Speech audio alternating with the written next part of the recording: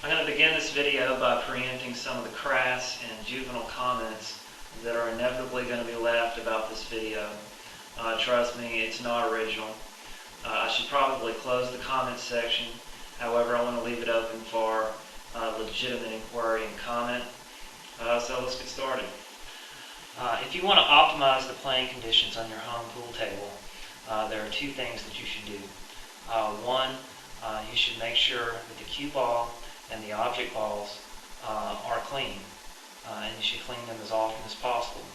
And the second thing you should do, which we'll go into in another video, is maintaining the cloth on your table. So you might be wondering, why is it important to keep the cue ball or any other ball in the rack clean? Why am I worried about that? Well, in your day-to-day usage of your table and of the rack and of the cue ball, what tends to accumulate on the table and on the balls itself is dead skin, your natural body oil, soap residue that you didn't necessarily do a good job of rinsing off of your hands, lotion that you might put on your hands, food oil or grease that might get on your hands. All of these things can get on the ball, and it makes the balls not play so well. They don't play as fast. You'll find a big difference in your breaking, in your break shot. The rack will spread a lot faster and a lot easier if you maintain the cleanliness of the cue ball and the cleanliness of the object balls in the rack. If you're a 14.1 player, this is a very critical practice to start, especially when you have a break shot where you're not able to get a lot of force into the stack. You'll notice a huge difference if you keep the cue ball and the object balls clean, and you'll also see a huge difference if you maintain your playing cloth. If you price commercial ball polishers, you'll find that they cost about $700. If your budget is anything like mine, you're more concerned about buying gas, buying groceries, and making a mortgage payment rather than sinking $700 into a billiard ball polisher. As I've stated many times before, I'm a member of A to Z Billiards, and I pick up a lot of useful information on that website. And I'm about to share with you one of the most useful things that I've found is a design for a homemade billiard ball polisher. If you look in the sidebar of the video description, you'll see several links to threads on A to Z Billiards where you can see this and a couple of other designs for homemade polishers. This design is going to cost you about $30. I bought all of the needed components at Harbor Freight, Tool and Supply, and Walmart. The very first thing that you need is just a typical 5-gallon bucket. You can pick it up at Lowe's, Home Depot, Walmart, wherever.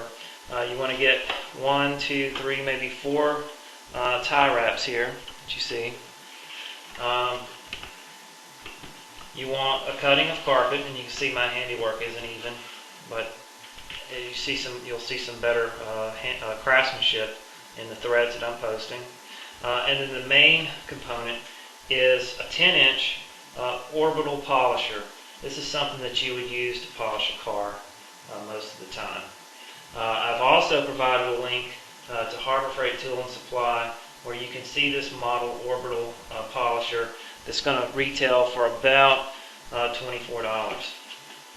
Now, the tool that I've used, there's one step for install or assembly. You take a Dremel and you cut a hole for venting, and I've also cut these holes so I can affix the side of the orbital polisher to the bucket, and then you cut a hole in the bottom where the motor can vent. When you've done that, when you've placed the orbiter in, you can glue carpet to the inner part of the bucket. There are several people that suggest that it's better to get an industrial grade Velcro so you can take the carpet in and out when it needs to be cleaned.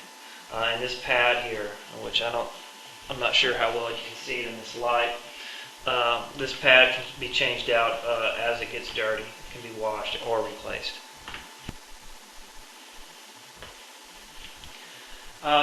With the polisher, you're going to have a cleaning agent. Good people at A to Z Billiards recommend Turtle Wax. Some have used Windex.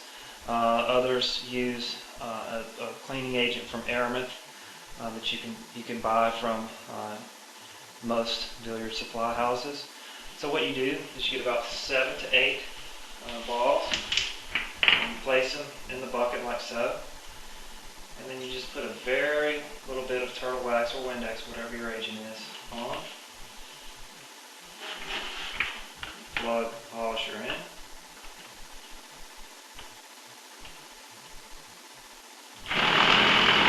There we go. You let this process run for about 2 minutes. There's no way this buffer is going to damage the balls. They'll take a lot more punishment on